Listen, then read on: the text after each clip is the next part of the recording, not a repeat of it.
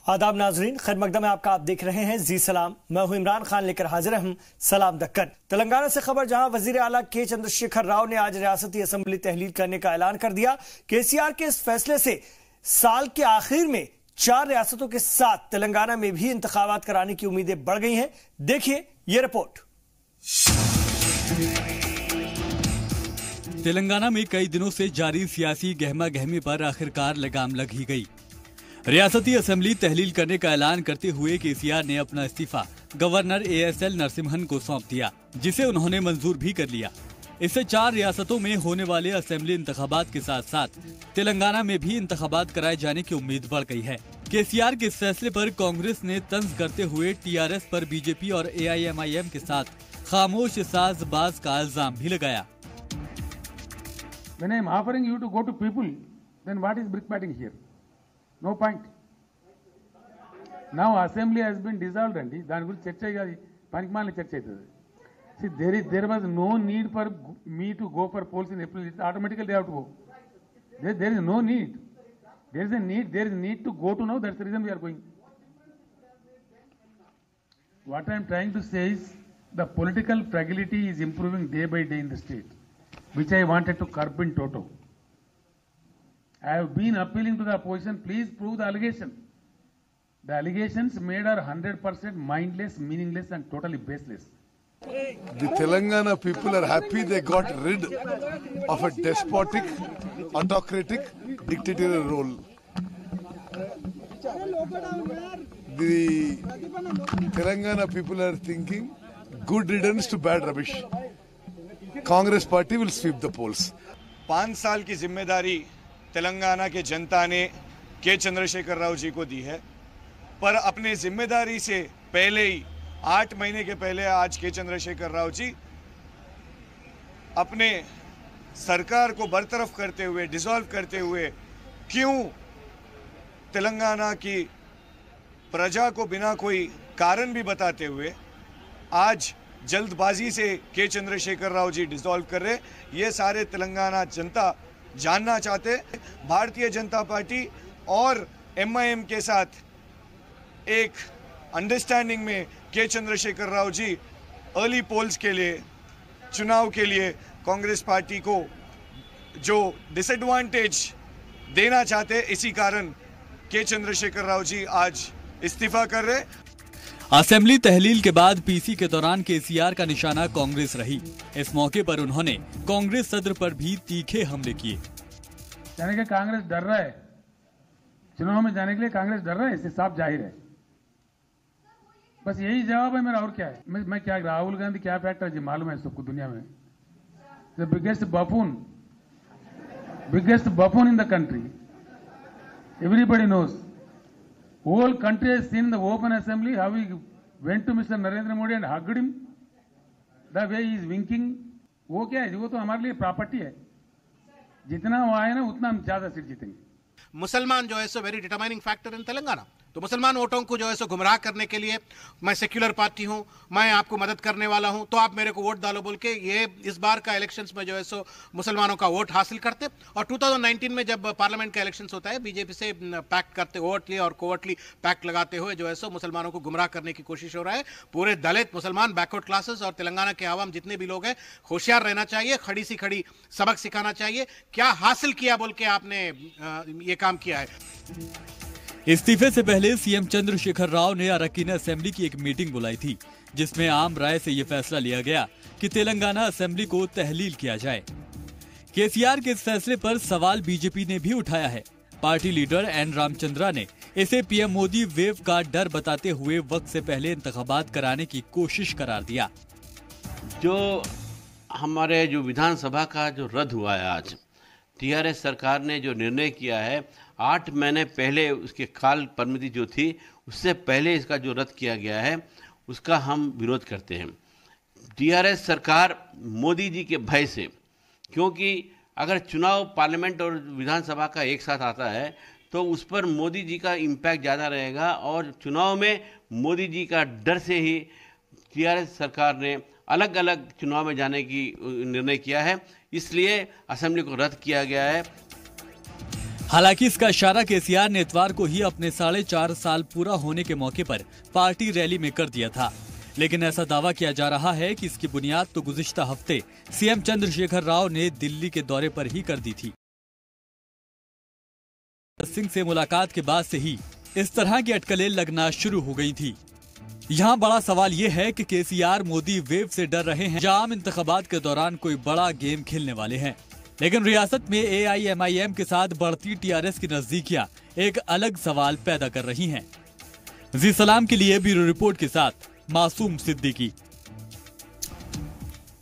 तो तेलंगाना के वजीर आला के चंद्रशेखर राव ने आज रियासती असेंबली तहलील करने का ऐलान कर दिया और केसीआर के इस फैसले से साल के आखिर में जो 4 रियासतों के इंतखाबात हो रहे थे उसमें तेलंगाना का भी इंतखाब कराने की जो उम्मीदें वो अब बढ़ गई हैं। हालांकि कांग्रेस इसे अपने तरीके से देख रही है, सीधे तौर पर तेलंगाना की आवाम से धोखा करार दे रही है कांग्रेस।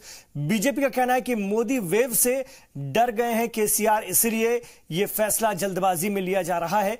और दूसरी जानिब सियासी जमातों का यह भी इल्जाम है, खासतौर से कांग्रेस का, कि ये खासतौर से मुसलमानों की सिंपैथी लेने की एक कोशिश है और अपने आप को सबसे बड़ा सेकुलर लीडर बताते हुए इस वक्त इलेक्शन जीतने की कोशिश है, अपने फेवर में करने की कोशिश है और आगे 2019 के लोकसभा चुनाव में बीजेपी के साथ कोई समझौता हो जाएगा जिसमें कि इधर भी नुकसान नहीं और उधर भी नुकसान नहीं। इस तरह की इल्जामात भी लग रहे हैं। अब इसमें कितनी सच्चाई है और इसके पीछे क्या सियासी हिकमत अमली है के चंद्रशेखर राव की और उनकी पार्टी की, यह तो वक्त बताएगा और इसका कितना फायदा होता है यह भी देखने वाली बात होगी या कितना बड़ा नुकसान होता है यह भी दिख जाएगा। लेकिन फिलहाल उन्होंने अपना इस्तीफा दे दिया है और उनका इस्तीफा गवर्नर ने मंजूर भी कर लिया है और तेलंगाना के वजीर आला के चंद्रशेखर राव ने आज रियासती असेंबली तहलील करने का ऐलान कर दिया है और आखिर में 4 रियासतों के साथ तेलंगाना में भी इंतखाबात कराने की उम्मीदें बढ़ गई हैं।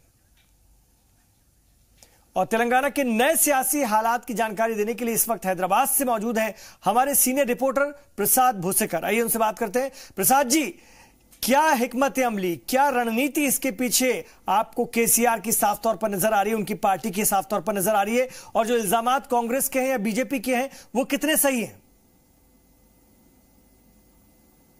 देखिए, केसीआर जो आज उन्होंने रिजिग्नेशन जो अपना दिया है, असेंबली को डिसॉल्व किया है, उनका तर्क ये है कि अभी फील गुड फैक्टर है पूरे राज्य में। जिस प्रकार से 4 साल और 3 महीने उन्होंने काम किया है, जो डिलीवरेबल्स थे उन्होंने अच्छे तरह से ये किया है, उसको लोगों के सामने वो ले गए हैं, स्कीम्स को ले गए हैं। तो पॉलिटिकल फ्रेजिलिटी का जो शब्द है वो इस्तेमाल किया है कांग्रेस के खिलाफ और सीधे तौर पर जो है कांग्रेस पार्टी को निशाना बनाया है, ये कहते हुए कि जो कांग्रेस पार्टी है, हालांकि तेलंगाना उन्होंने दिया लेकिन तेलंगाना के लिए काफी कुछ नहीं उन्होंने किया और जिस प्रकार से उनकी सरकार चली है पिछले 4 सालों में, जरूर लोग उनको फिर से आशीर्वाद देंगे, फिर वो चुनकर आएंगे। लेकिन जिस प्रकार से ये पिछले कई दिनों से चल रहा था टीआरएस में और केसीआर जिस प्रकार से ये असेंबली डिसोल्यूशन की बात को लेकर के आगे पीछे हो रहे थे, तो आज उस पर पर्दा गिरा है और साथ ही साथ उन्होंने 119 जो विधानसभा के सेगमेंट्स है उसमें से 105 पर अपने उम्मीदवार भी घोषित कर दिए हैं। तो ये अभी जो गैम्बल उन्होंने खेला है, तो ये इलेक्शन में किस प्रकार से उनको काम आएगा ये देखना काफी दिलचस्प रहेगा। जी, इसके पीछे की क्या जो बीजेपी इल्जाम लगा रही है कि मोदी वेव एक वजह हो सकती है, क्योंकि एक खौफ बन रहा है कि कहीं उनकी वेव में हमें नुकसान ना हो जाए। क्या इसीलिए पहले सब कुछ करने की ये योजना, ये हिकमत अमली है जिस पर काम हो रहा है?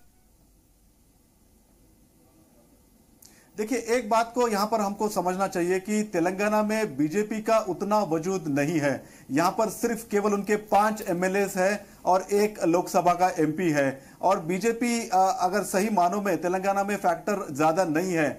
सीधा जो टकराव है तेलंगाना राष्ट्र समिति का और केसीआर का, वो सिर्फ और सिर्फ कांग्रेस से है। लेकिन ये बात भी सही है कि 2 जो साइमल्टेनियस चुनाव होते हैं हमेशा तेलंगाना में, यानी असेंबली के और लोकसभा के एक साथ होते हैं, तो केसीआर कहीं ना कहीं ये सोच रहे थे कि शायद जो है उससे कांग्रेस को फायदा होगा और कुछ हद तक जरूर बीजेपी को फायदा हो सकता था। लेकिन असेंबली में वो जो अपना मुकाबला रखना चाहते थे वो सिर्फ कांग्रेस से रखना चाहते हैं। जी, तो ये बात कांग्रेस भी मान रही है कि हमें सीधा नुकसान पहुंचाने के लिए, क्योंकि हम देख रहे थे कांग्रेस लीडर ये इल्जाम लगा रहे थे कि खासतौर से अकलियतों के मुसलमानों को बहुत के बीच अपने आप को बहुत बड़ा सेक्युलर लीडर साबित करते हुए इस वक्त उनकी सिंपैथी लेने की कोशिश में, जो कि कांग्रेस को नुकसान करेगा। ये खुद कांग्रेस लीडर कबूल रहे हैं। बिल्कुल, कांग्रेस की मंशा है कि तेलंगाना में जरूर जीत हासिल करें, लेकिन केसीआर जिस प्रकार से राजनीति करते हैं, आज भी हमने देखा कि उन्होंने सीधे तौर पर जो मजलिस इत्तेहादुल मुस्लिमीन पार्टी है, असदुद्दीन ओवैसी की पार्टी है, उससे उस पार्टी को और असदुद्दीन ओवैसी को अपना दोस्त बताया। तो कहीं ना कहीं फ्रेंडली पार्टी भी उन्होंने साफ तौर पर कह दिया है कि एमआईएम हमारी फ्रेंडली पार्टी है, और यहां तक कह दिया कि टीआरएस एक सेक्युलर पार्टी है। जब उनसे पूछा गया कि आप बीजेपी से ज्यादा नजदीक हो रहे हैं, पिछले दिनों में मोदी से ज्यादा मिले हैं, प्रधानमंत्री मोदी से ज्यादा आप मिल रहे हैं, बीजेपी से जो नजदीकियां हैं वो ज्यादा बढ़ रही है, तो उन्होंने से साफ इनकार कर दिया ये कहकर कि उनकी जो पार्टी है वो सेक्युलर पार्टी है। और इसी के चलते जो फील गुड फैक्टर है अभी उनके हिसाब से केसीआर और टीआरएस का मानना है कि जिस प्रकार से उनका काम हुआ है पिछले 4 सालों में, तो लोगों में ज्यादा फील गुड फैक्टर है और उसी का जो है फायदा उठाना चाहते हैं वो। जी हाँ, पहले इलेक्शन कराने की कोशिश है और सीधा मुकाबला कांग्रेस से, जैसे कि हमारे रिपोर्टर प्रकाश भोसेकर भी बता रहे हैं, हैदराबाद से हमारे साथ हैं और मुझसे बात कर रहे हैं। अगर प्रसाद जी आप मेरे साथ जुड़े हुए हैं, लेकिन उनसे पहले मैं कांग्रेस लीडर अयूब खान साहब की तरफ रुख करना चाहूंगा। फोन लाइन पर हमारे साथ जुड़ गए हैं, उनसे बात करेंगे। अयूब खान साहब, अगर हम केसीआर के इस कदम को देखें तो सीधा मुकाबला कांग्रेस से है तेलंगाना में उनकी पार्टी का, ऐसे में उनके इस कदम को आप लोग कैसे देख रहे हैं? आप लोगों के लिए एक बड़ा धचका है ये, ऐसा मानकर चला जा रहा है, कम से कम टीआरएस तो यही सोच रही है। नहीं, हमारे लिए तो कोई धचका नहीं, क्योंकि हम और हमारी पार्टी तो हम हमेशा से तैयार थे, हम कभी भी किसी वक्त भी तैयार थे और हम जानते हैं हमको इलेक्शन में जाना पड़ेगा। ये केसीआर की फेलियर है। केसीआर ने जो वादे किए थे पिछले मैनिफेस्टो में, उन्होंने वो 5 साल में तो पूरे कर नहीं पाए। मुसलमानों के लिए 12% रिजर्वेशन की बात की थी, वो पूरा नहीं हुआ। केजी से पीजी तक की जो है वो बातचीत की थी, वो भी उन्होंने पूरा नहीं किया। इन सारी चीजों को अब अपने जो भी वो नाकाम इनकी जो स्कीम्स रह गई उनको छिपाने के लिए उन्होंने एक नया फॉर्मूला तैयार कर लिया कि भाई पहले असेंबली डिसॉल्व करेंगे और डिसॉल्व करके इलेक्शन के लिए चले जाएंगे। कांग्रेस तो हर तरीके से तैयार है, राहुल जी के नेतृत्व में हम इंशाल्लाह यहाँ पर अपनी हुकूमत करके रहेंगे। केसीआर कह रहे हैं कि जितने बार तेलंगाना में राहुल गांधी आएंगे उसका सीधा फायदा उनको मिलता रहेगा। दूसरी तरफ वो ओवैसी के साथ भी अपनी दोस्ती निभा रहे हैं, उनको सरकारी इमलाक दे दी उनका अस्पताल बनाने के लिए और अपने आप को ये साबित करने की कोशिश कर रहे हैं कि मुसलमानों के लिए सबसे बड़ी सेक्युलर पार्टी वो है।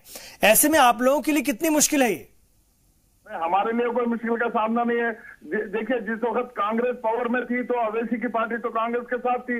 ये तो जनता जानती है कि ओवैसी की पार्टी का ये एक पुराना रीति रिवाज रही है कि जब कभी भी जो भी पार्टी पावर में रहती है उनसे अपने मफाद के लिए, कौम के मफाद के लिए वो कुछ नहीं करते।